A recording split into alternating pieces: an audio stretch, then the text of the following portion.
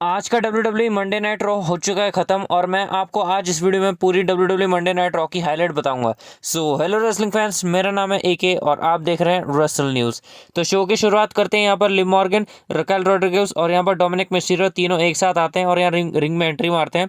फिर यहाँ Liv Morgan बताती है कि कैसे उन्होंने सारी चीज़ अकम्प्लिश कर ली है। उन्होंने रिया रिप्ली को हरा दिया, उन्होंने तोड़ दिया मतलब, और नाया जैक्स को हरा दिया। और फिर ये सब बहुत सारी बातें बोल के ये भी बताती है कि वो क्राउन जूल में जीत गई और ये रिंग उनके पास है। और फिर उसके बाद डोमिनिक बोलने जा रहे होते हैं, या कोई कुछ बोलने ही नहीं दे रहा होता है क्योंकि क्राउड बहुत ही ज़्यादा एनर्जेटिक था और वैसे भी नहीं बोलने देते हैं। फिर उसके बाद यहाँ पर बियांका ब्लेयर और जेड कारगिल आते हैं। फिर यहाँ लिव मॉर्गन इन दोनों को भड़काने लग जाती है एक दूसरे के खिलाफ, जिससे कि गुस्सा आ जाता है। फिर उसके बाद यहाँ डायरेक्ट यहाँ पर एडम पेयर्स आते हैं और यहाँ पर सीधा ही बैटल रॉयल स्टार्ट कर देते हैं, जिसमें बियांका ब्लेयर और जेड कारगिल भी थी।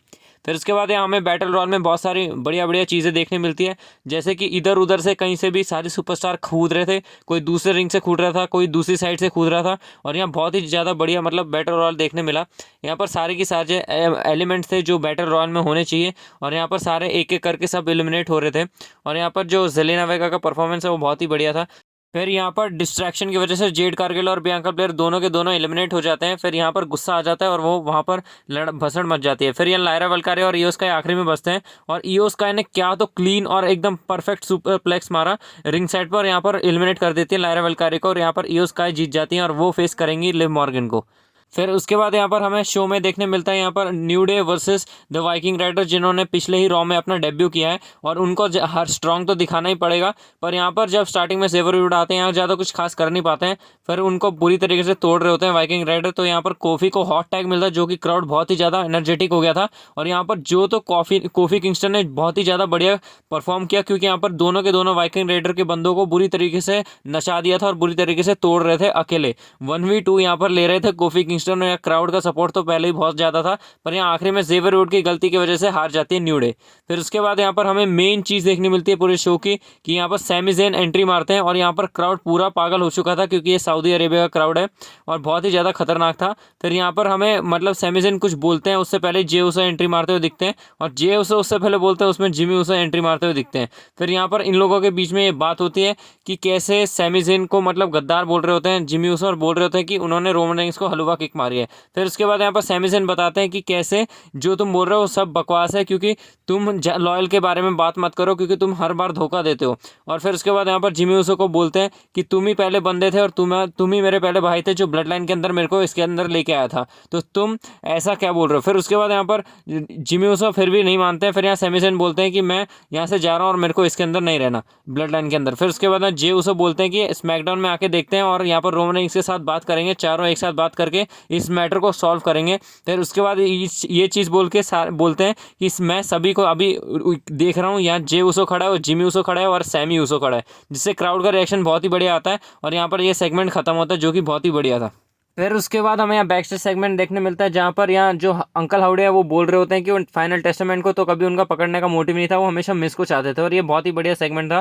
फिर उसके बाद यहाँ पर हमें मैच देखने मिलता है Chad Gable versus Dragon Lee का, और ये जो मैच दोनों सुपरस्टार बहुत ही बढ़िया परफॉर्म कर रहे होते हैं।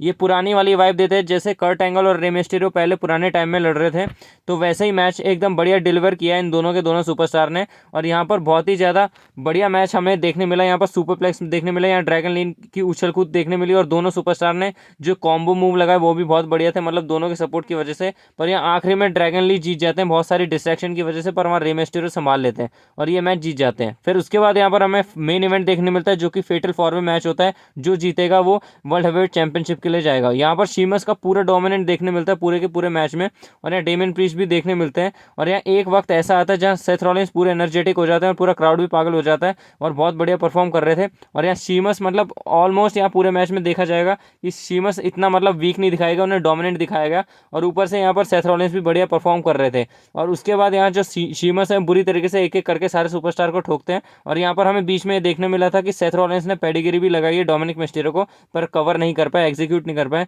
फिर यहाँ बीच में ब्रॉन्सन रीड आ जाते हैं, वो सबको ठोकते हैं पहले, और यहाँ डेमियन प्रीस्ट को तो सुनामी तक लगा देते हैं और सेथ रॉलिंस को ऐसे ठिकाने लगाते हैं कि वो बाहर ले जाते हैं और वहाँ अनाउंस टेबल पे सुनामी लगा देते हैं। उसके बाद सेथ बाहर हो जाते हैं। फिर उसके बाद यहाँ हमें देखने मिलता है डोमिनिक मिस्टीरियो शीमस को मतलब फ्रॉक्स पे लगा कर बाहर कर देते हैं। फिर यहाँ डेमियन प्रीस्ट अंदर होते हैं, 619 लगाने जा रहे होते हैं, पर यहाँ पर साउथ ऑफ हेवन लगा के जीत जाते हैं डेमियन प्रीस्ट ये मैच। मतलब अगर मैच की बात की जाए तो यहाँ किसी को भी वीक नहीं दिखाया गया है। डोमिनिक मिस्टीरियो का तो करेक्टर ही वैसा है, और ऊपर से फिर यहाँ पर हमें आखिरी में देखने मिलते हैं गुंथर आते हैं और फेस ऑफ करते हैं डेमियन प्रीस्ट को, और इन दोनों का मैच हमें देखने मिलेगा सैटरडे नाइट मेन इवेंट में, जो कि दिसंबर में होगा।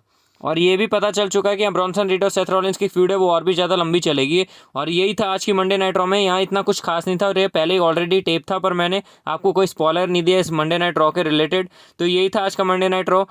बाकी ऐसी इंटरेस्टिंग न्यूज़ अपडेट, रूमर्स और सारे शो की हाईलाइट देखने के लिए रेसल न्यूज़ को सब्सक्राइब करें।